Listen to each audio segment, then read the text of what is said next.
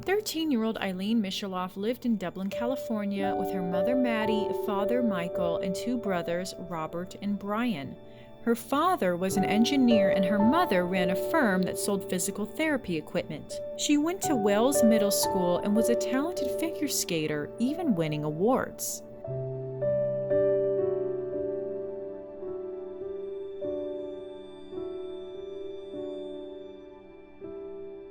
On January 30th, around 3 p.m., Eileen left school and headed home to get ready for her ice skating practice.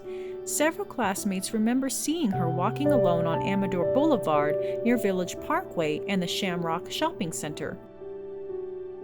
She may have gone through a wide alley behind the furniture store and Gallagher's pub. From there, she went across the boulevard and through John Mape Park.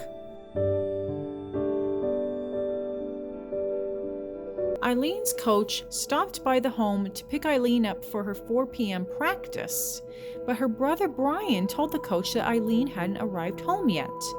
Around 6 p.m., Eileen's mother Maddie drove to the ice skating rink to pick her daughter up from practice, only to discover that Eileen never made it in, and she had never arrived home from school. A massive effort was made to find Eileen. People in the community hung yellow ribbons in Eileen's honor. A group was established called the Ilene Misheloff Recovery Effort, which distributed flyers, and her face was seen on the back of milk cartons. A $50,000 reward was also offered. At first, police were cautious to label Eileen a victim of kidnapping. But then, Eileen's key fob was found near the entrance to Mape Memorial Park. Later, her blue backpack was also discovered in a creek bed. These items were found after the area had already been searched for Eileen. Police believe that someone could have placed the backpack there after Eileen disappeared. Eileen's was the third child abduction in the Bay Area at the time.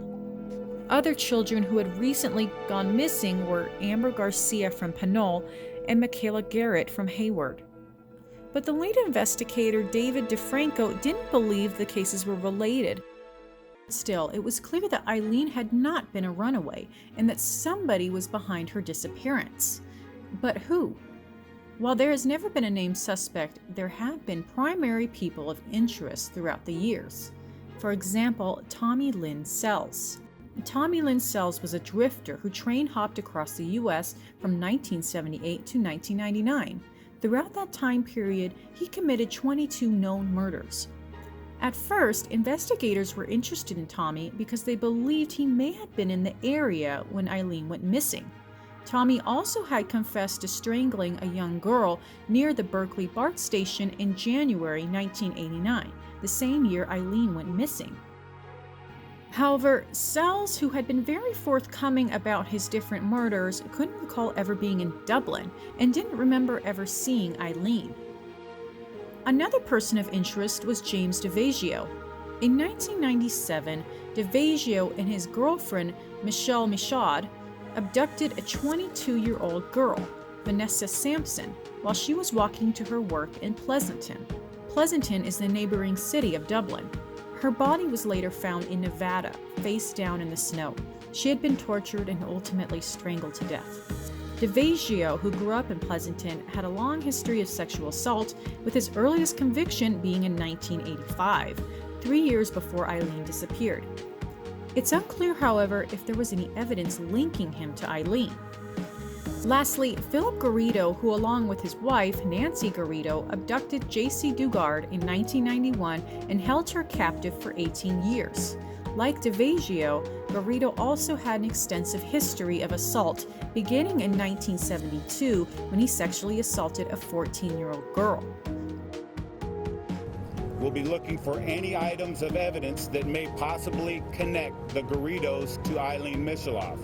When J.C. Dugard was rescued, detectives searched the Garridos' home in Antioch to see if there was anything to tie him to Eileen's case, but they found nothing.